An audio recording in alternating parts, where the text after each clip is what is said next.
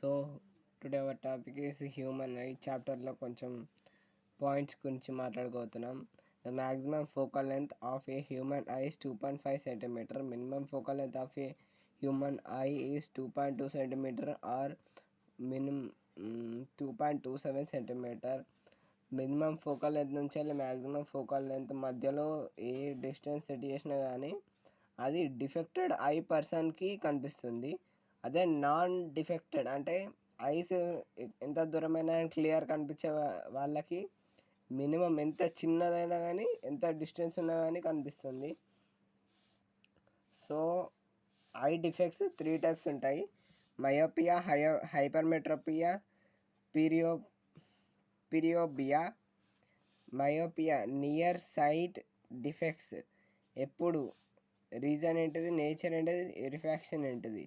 Nature near objects cannot be seen far objects, అంటే దగ్గరున్న objects కనిపిస్తాయి కానీ దూరం ఉన్న ఆబ్జెక్ట్స్ కనిపించవు.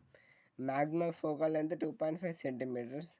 అదే 2.5 cm లోపల ఉంటే దాన్ని మయోపియా అంటారు. ఇప్పుడు మనం దానికి సంబంధించిన డయాగ్రామ్స్ చూద్దాం.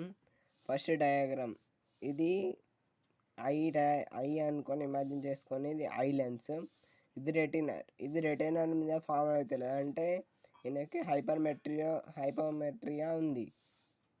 రెటినర్ మీద ఫామ్ అవుతుంది కాబట్టి అంత డిస్టెన్స్ లోపల ఇమేజ్ కనిపించదు. సో ఇక్కడ కూడా రెటినర్ మీద ఫామ్ కాలే, ఈ డిస్టెన్స్లో కూడా కనిపిస్తలేదు. అదే ఆబ్జెక్ట్ డిస్టెన్స్ ఇంత దగ్గరలో ఉంటే అప్పుడు ఇమేజ్ రెటినా మీద ఫామ్ అయినప్పుడు ఆప్టికల్ రేవ్స్ పసిగట్టి అప్పుడు మనకి విజన్ మంచిగా కనిపిస్తుంది.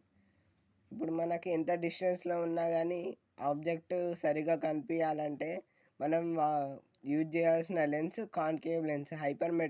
హైపర్మెట్రోపియా ఉన్న వాళ్ళకి మెయిన్గా యూజ్ చేయాల్సింది concave lens. If it brings the image of the object to the maximum primary at the distance. Focal length ఎప్పుడు మైనస్, అంటే ఇప్పుడు మన ఏ పాయింట్ వరకు క్లియర్ కనిపిస్తుందో ఆ పాయింట్కి మైనస్, అంటే కాన్కేవ్ లెన్స్ ఎప్పుడు మైనస్ ఉంటుంది, అందుకని ఆ డిస్టెన్స్తో మైనస్ ఉన్న లెన్సే తీసుకోవాలి. సో కాన్కేవ్ లెన్స్ ఎప్పుడు నెగిటివ్ ఉంటుంది, కాన్వెక్స్ లెన్స్ ఎప్పుడు పాజిటివ్ ఉంటుంది. So thank you.